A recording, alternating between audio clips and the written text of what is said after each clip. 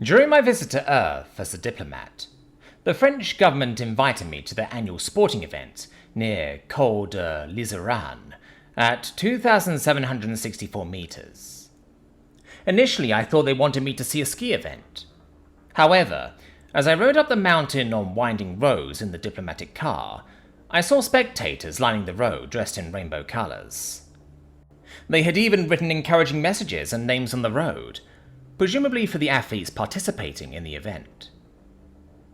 The fact that it was in the middle of summer indicated that this was not their annual ski event. Upon reaching the top, I alighted from the diplomatic car, and after adjusting my feathers, I saw the finish line with the 2,764 meter marker in the middle of the gate, and several flags fluttering in the wind. The area was cordoned off, so the diplomatic car had to park on the outskirts of the road. A human representative came forward to greet me, extending his hand in welcome. "Bonjour, Madame Courier. Welcome to Col de Liseran," they said in my native tongue with a French accent. "How was the ride up?" I extended my wing to meet the representative while jabbing. "I had worse when I entered orbit to your planet." The road was extremely windy, so much so that I nearly barfed as the car climbed up. Unfortunately, Madame Courier, the roads here are bad due to it following the terrain. Much cheaper and easier to maintain. But I gather you are not here to complain about the Alps road network. I know a place where we can talk somewhat privately and watch the event as it happens." I nodded, and followed the representative to a nearby hill, overlooking the windy road I had recently been on. The surprising thing is that the entire road and hillside were filled with spectators, as they expected to see something coming up on the road. "Care to explain this sports event?" I looked curiously at my counterpart. "All in good time. My government wanted to ask if your people have endurance sports events in your culture, as in the one that has the best time, or is the last one standing on your feet kind of events." I huffed at the non-answer. Looks like I had to wait for a while to get the answer to my question. "Certainly. We Arabosks used to migrate from the northern and southern hemispheres of our world to the equator for mating and feeding. As we settled, we started using our ancestors' routes as 2 yearly endurance races. Who could fly these routes the fastest? Since we flew as a flock, it was the flock of 10 to focus on this task. We could do 400 of your kilometers in your 8-hour working day on average. In good wind, we could do more." The representative smiled at that. "We humans have similar races. This competition is one of the most challenging, showcasing the incredible potential of human achievement. Now, I imagine you don't constantly flap your wings to get from point A to B the fastest, correct?" I replied, "Yes, you are correct. Gliding, then adjusting the height as we go is the primary method for us. And it's in our endurance competition as well. We also use updrafts to get higher up without having to flap our wings to reach where we need to go."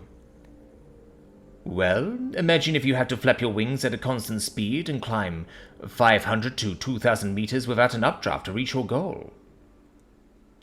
I gaped at that. "I would imagine a dead flock of Araboks." The representative nodded on that front. "Well, this sporting event is, as I explained, but it's not just one day, it's 21 days of grueling hard labor." I gaped at that. "Surely you are jesting." The representative shook his head. I looked out, seeing the rainbow-filled road. "What kind of sporting event is this?" I asked. "You have heard of a marathon?" The representative shot back. "The event where you humans run 50 kilometers. I replied with annoyance. "This is cycling. We use our leg muscles as the main power source for a vehicle for nearly as long as humans, from start to finish. We call this event the Tour de France, or the French tournament. The event is held in 21 stages, or 21 days. It varies in distance and elevation. Where we are now is the endpoint of stage 17, also known as the Hell stage by the cyclists. The contestants have already cycled about 3,500 kilometers. This is the last stage where they encounter this challenging climb. Today, the contestants have to cycle 250 kilometers to reach where we are now.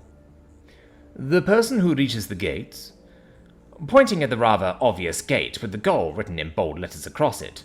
First will usually win this tournament. The representative kneels forward. You mentioned that you use your ancestors' roots for your sporting events, correct, Madame Courier? I nodded in silence as the representative continued. Would it surprise you that this event began as a scheme to sell written stories? I was amazed by that.